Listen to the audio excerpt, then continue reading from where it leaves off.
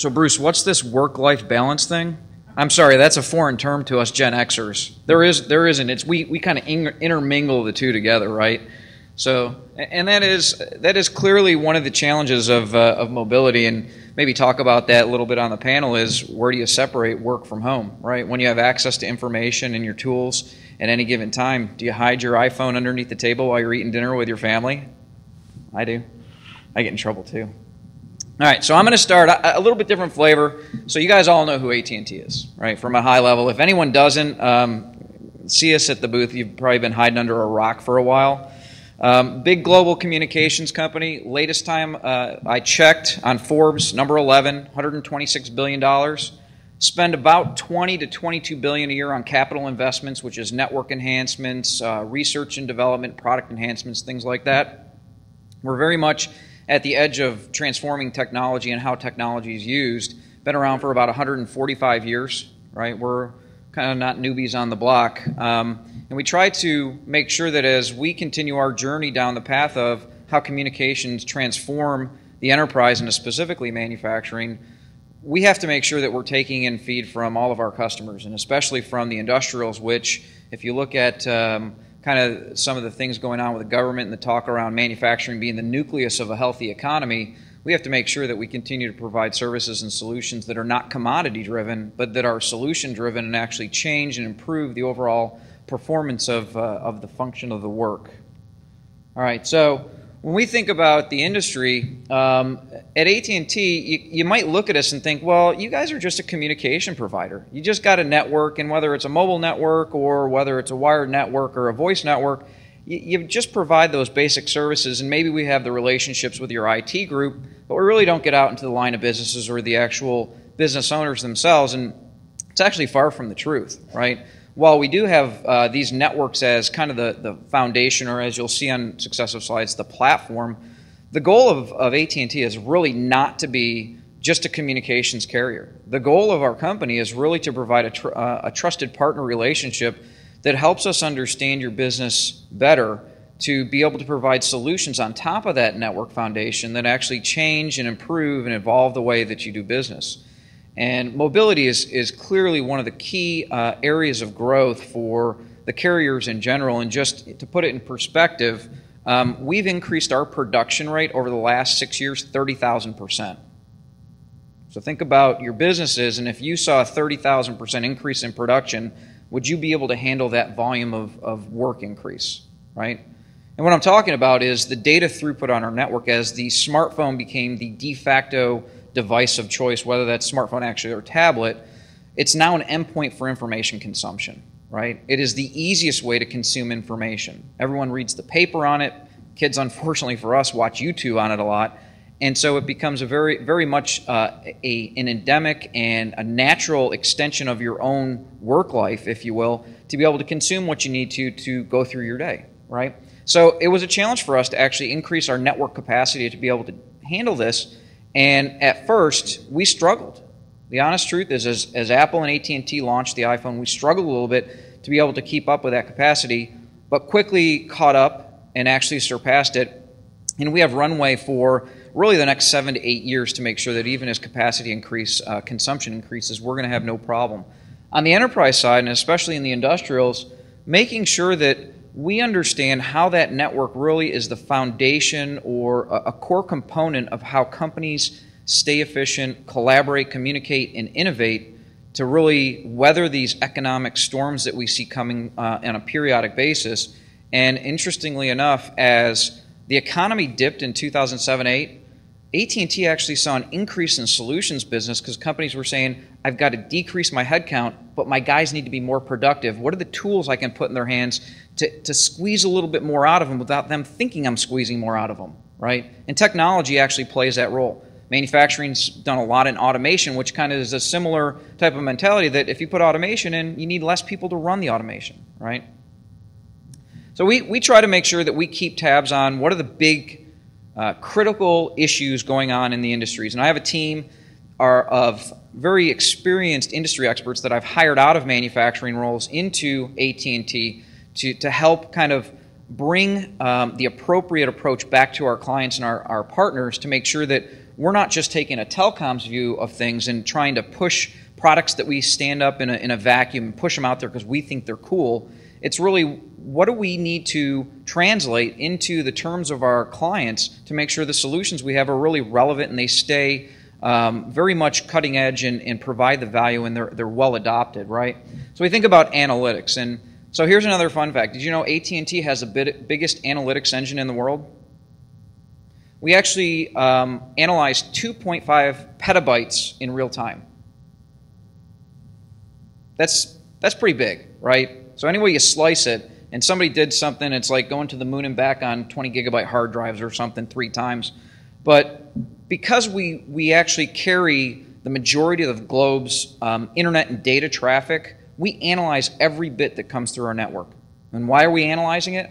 We're looking for trends. We're looking for problems. We're looking for hackers and state-sponsored terrorist attacks in the cyber world. And you know what? We stop them before they actually hit the network most of the time, right? We now provide that as a service to our customers.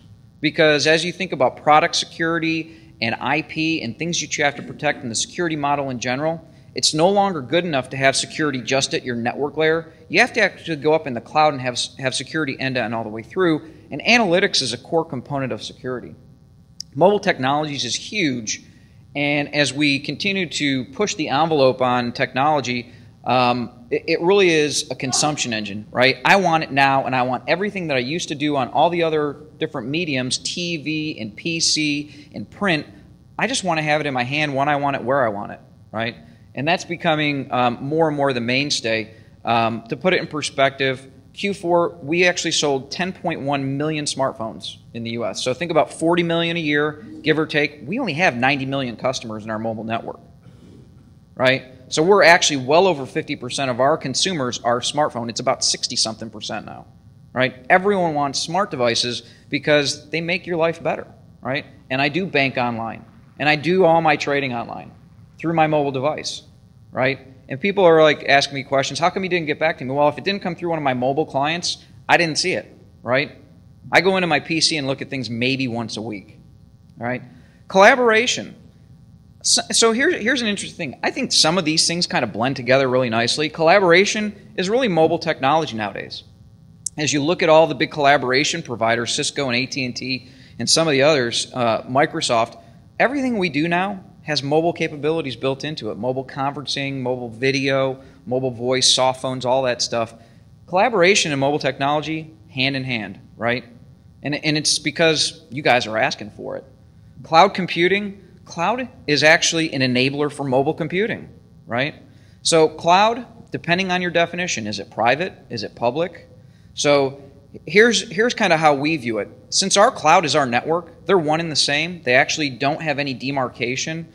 We look at it as a private cloud that we provide to our customers as a service, right? We are not in the public cloud business, right? Now, there are people who would argue with me, but if you look at the different security protocols and systems we put in place to protect our cloud, it's every bit as robust as what anyone out there, even the defense contractors and government, puts in place for their private networks, right? Virtualization, another thing that is being driven by mobility, right? On my iPad mini, I've got a virtual desktop client. I don't even have to go in the office to get to all my corporate systems. And I have SAP at AT&T. We're big users of it. Guess what? You can't do it from the Safari browser, unfortunately, but I can virtual desktop in and go into Internet Explorer on my VDI, no problem. And in our LTE network that is, super fast, it works like a champ. So this is all kind of melding together, and there's no real demarcations in this anymore. One of the biggest challenges that we see is this technology changes so absolutely fast that you have to understand very quickly the method of implementing technologies like mobility into your business by looking for people that do it day in and day out to be able to take advantage of it, ramp it up, and start gaining the benefits before it changes. Because the product cycle time is no longer 2, 3, 4 years. It's now 3 or 6 months, depending on what type of technology you're trying to enable. I agree with Bruce. It's got to be, as you look at it, you've got to create architectures that are sustainable and scalable so that they are above the layer of the changing technology versions underneath. iOS, Android, Windows Phone, BlackBerry may come back. Who knows? How many people have BlackBerries in the room? How many people are excited about the new device that's coming out next month? I got trepidation right here. I'll give you feedback next year when I've tested it for a while.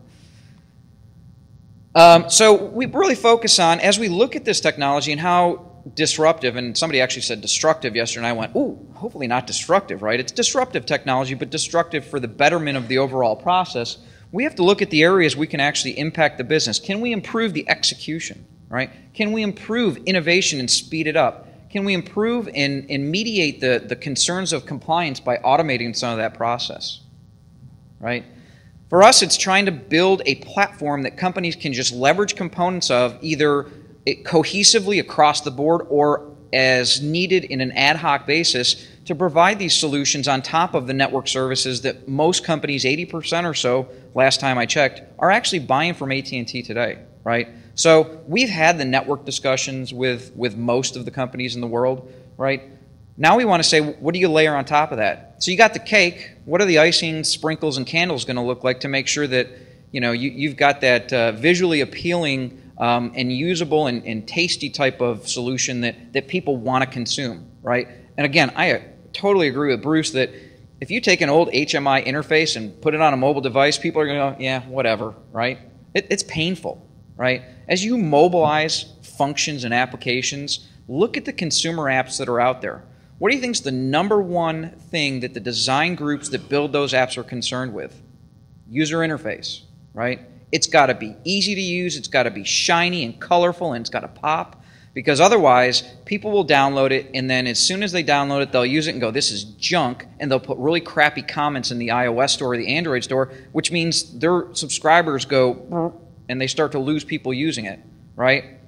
The other thing is, as they do it, they get those really bad comments, and they start feverishly trying to improve the overall performance or interface itself, right? And we've helped a lot of companies build and deploy mobile applications both in the business-to-consumer side as well as the business-to-business side.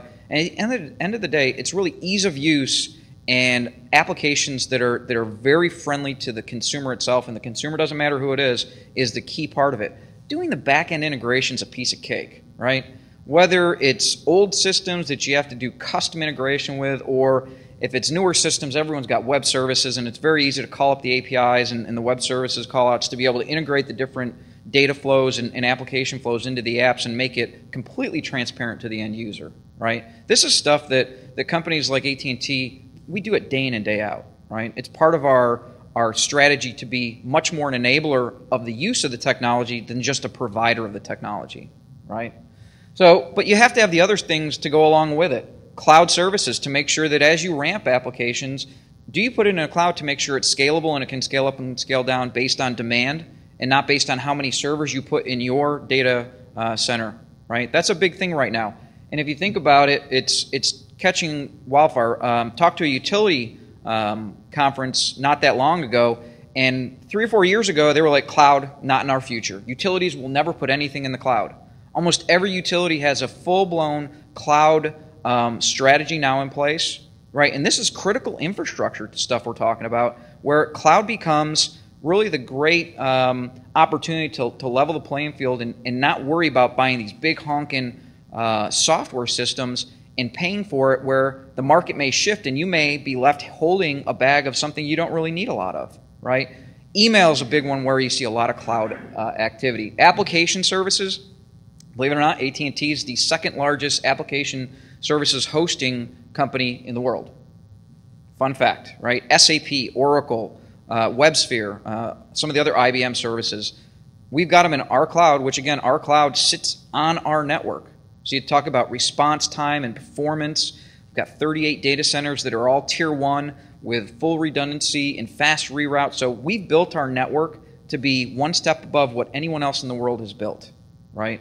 And so we got companies come to us and saying, why don't I just put my stuff in your cloud? That way I don't have to worry about it. I just use it, right? And we say, bring it. Network services, we actually have started taking over other companies' networks, right? WANs and LANs. Because guess what? We seem to be pretty good at running them. Been running a couple million miles of fiber with all the data centers attached to them for a while, right? It makes a lot of sense for us to be able to provide that service for some of the biggest companies in the world, right? And we do a really good job with very ironclad SLAs. and we talked about mobility. So here's a kind of a graphic that shows some of the partners we work with. We don't do it all ourselves. We're realists, right? We're pragmatists. There are companies that do things really well. Guess what we do? We go out and say, we can layer on some features and services on top of what you have. Let's bring you in as part of our trusted portfolio of solutions we bring to the table. So that's our cloud services, that's our app services, that's our network services, and mobility is really the quickest evolving and most morphing aspect of our business. 4 years ago, we had partners that we went to market with, but now we actually have 128 partners that we actually provide through AT&T services with all the SLAs and professional services and contract management as well as project management to make it very easy for companies to come and buy single cohesive solutions from one provider and be able to provide them in a sustainable manner, right? So what are the different areas of mobility? It's everything, right? It's mobile apps, it's the Internet of Things and machine to machine. It is voice combining with applications so that you can have applications that call up a voice API, and there's some pretty cool stuff going on in the lab right now where you could actually do a call out to our voice network to launch a soft phone within an app to get an expert on the phone, and you could actually then trigger a video conference and have that all being recorded, pump that over to a knowledge warehouse, and then recreate a training curriculum around that and have it all seamless, right? So we're trying to think end to end and not piecemeal so that we don't miss an opportunity to do an aha moment just because something hasn't been done yet, right? Because guess what? We see a lot. We're out there all the time talking to the manufacturers, whether it's discrete, hybrid, or process, and we learn constantly, bring that back, and we try to spin that into, do we need to have different solutions than we have today, right? And it's you guys who actually help us chart our course forward. BYOD, both a blessing and a curse, right? So there's actually 3 areas that companies are in kind of the device providing scenario, right? One is still the BlackBerry type mindset where we give you a corporate device, it's got a profile on it, you use it or you don't use anything, right? There's still a lot of companies, especially defense contractors, some of the chemical companies, even utilities are very much, this is the policy, but they're looking at BYOD as maybe that's an opportunity for us to be more efficient, to reduce our cost, but still get the same type of productivity and value out of our employees that we want to get. The middle is where we say, okay, you can bring a device to work, but guess what's going to happen? When you sign a waiver, we're going to put our own image on it, and you're going to have to maintain that image. So it may be your device, but we own it lock, stock, and barrel. Is that really BYOD? It's more like you're just telling the employee he can buy a device, but then it's your device once he brings it on site, right? It's kind of a misleading approach to BYOD, right? The third one is this emerging trend of dual persona. Has anyone ever heard of dual persona? Yeah, so BYOD in the future, which is right now, by the way, you can bring your device to work. And when you get to work, you download this app off the iOS store or the Android store. And for us, it's called Toggle, right? You launch Toggle, and your IT group sends you a username and password. And as you launch it, it downloads this Toggle profile that you own. And it's a different side of the device. It's almost like flipping the device over. So you have your personal side, but when you get to work and you log into Toggle, you now have all your work applications. You have your work email. You can actually have work voice, right? So we can segregate the minutes so that you're not robbing from your employee's personal minute plan. And you control that personal persona or that business persona lock, stock, and barrel. That person loses that device, you torpedo that business persona, all that personal information stays exactly the way it was. So now you have true bring your own device without the risk of contaminating one side with the other's information. You can't copy information from the business persona to the personal either. It's completely segregated. And how do you switch back and forth? Depends on the profile. But the easiest way is you double hit the home button and it flips back and forth. It's actually a pretty cool type of function. And this was developed in a foundry environment for us. We have this foundry that we look at small companies and we fund them if they have got something that's really game-changing. And so this is something that we're just bringing to market to try to help companies attack the BYOD conundrum, right? So we're also thinking about what are the basic technologies that really could use a shot in the arm to become much more comprehensive and usable. So think about push-to-talk, right? Just about every process plant has big push-to-talk populations. A lot of the manufacturing plants do too. So we've actually launched a cellular-based push-to-talk that has APIs that can interface to work management systems and application layers and application programs to allow you to have that push-to-talk recorded as a function of ticketing, but also have it's network-based, so it's very much an enterprise-grade solution. One of the big questions is, what about intrinsically safe devices? We have intrinsically safe devices that go along with this, right? So trying to hit all the different aspects of the marketplace. We also look at compliance or problems with mobility and what it's bringing to the market. And how many of you guys have seen the AT&T commercials, "Don't text and drive"? We're a huge company that says you should never text and drive. In fact, we are, as a company, we have no tolerance for employees that text and drive. So if you get a ticket at AT&T for texting and driving, you're terminated on the spot. There are no exceptions to that. So we're actually launching applications that allow for the device to be turned into a drive mode that allows the enterprise IT organization to manage that, to say, if you are in a capacity where for the company you drive, you turn this on and it won't let you, without manually turning it back off, use any of the features in that device, except maybe a Bluetooth voice if you have like a hands-free in your car, right?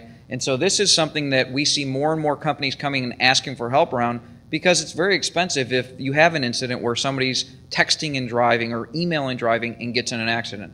There was a big beverage company who lost an $18 million lawsuit because of this. One incident, right? So it's huge for us to be able to look at these types of problems and provide solutions to the marketplace that's asking for them early on as they become very big, right? So that's all I got.